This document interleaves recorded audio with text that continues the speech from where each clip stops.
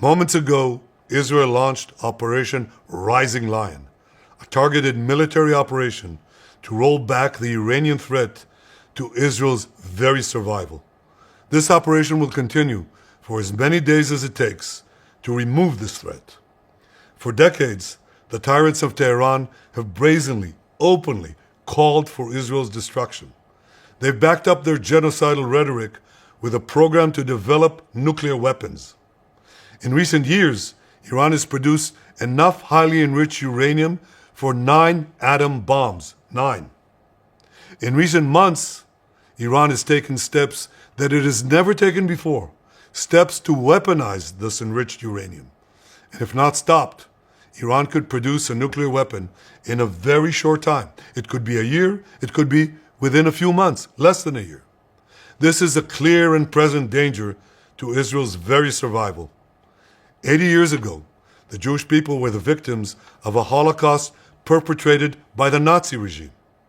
Today, the Jewish state refuses to be a victim of a nuclear Holocaust perpetrated by the Iranian regime. Now, as Prime Minister, I've made it clear time and again, Israel will never allow those who call for our annihilation to develop the means to achieve that goal. Tonight, Israel backs those words with action. We struck at the heart of Iran's nuclear enrichment program. We struck at the heart of Iran's nuclear weaponization program. We targeted Iran's main enrichment facility in Natanz.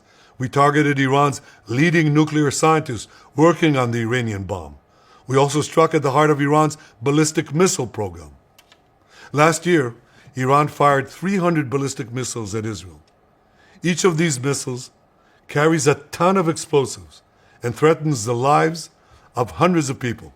Soon, those missiles could carry a nuclear payload, threatening the lives not of hundreds, but of millions. Iran is gearing up to produce 10,000 of those ballistic missiles within 3 years. Now just imagine 10,000 tons of TNT landing on a country the size of New Jersey. This is an intolerable threat. It too must be stopped. Iran is now working on what it calls the new plan to destroy Israel. You see, the old plan failed. Iran and its proxies tried to encircle Israel with a ring of fire and to attack us with the horrible attack of October 7th. But the people of Israel, the soldiers of Israel, rose like lions to defend our country. We crushed Hamas, we devastated Hezbollah, we hit Iranian proxies in Syria and Yemen. And when Iran directly attacked us twice last year, we struck back inside Iran itself. Yet in defending ourselves, we also defend others. We defend our Arab neighbors. They too have suffered from Iran's campaign of chaos and carnage. Our actions against Iran's proxy Hezbollah led to the establishment of a new government in Lebanon and the collapse of Assad's murderous regime in Syria. The peoples of those two countries now have a chance for a different future, a better future.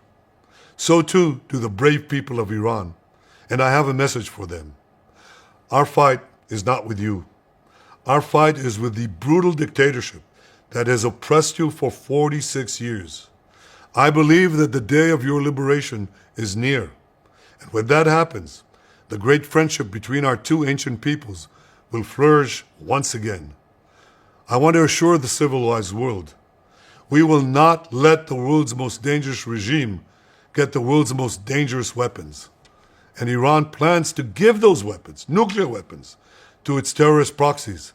That would make the nightmare of nuclear terrorism all too real. The increasing range of Iran's ballistic missiles would bring that nuclear nightmare to the cities of Europe and eventually to America. Remember, Iran calls Israel the small Satan. It calls America the great Satan. And this is why for decades, it's led millions in the chants of death to Israel and death to America. Today, Israel is responding to those genocidal calls with action and with a call of our own. Long live Israel and long live America. Our action will help make the world a much safer place. I want to thank President Trump for his leadership in confronting Iran's nuclear weapons program. He has made clear time and again that Iran cannot have a nuclear enrichment program. Today, it is clear that Iran is just buying for time. It refuses to agree to this basic requirement of peaceful nations. That is why we have no choice but to act, and act now. The hardest decision any leader has to make is to thwart a danger before it is fully materialized.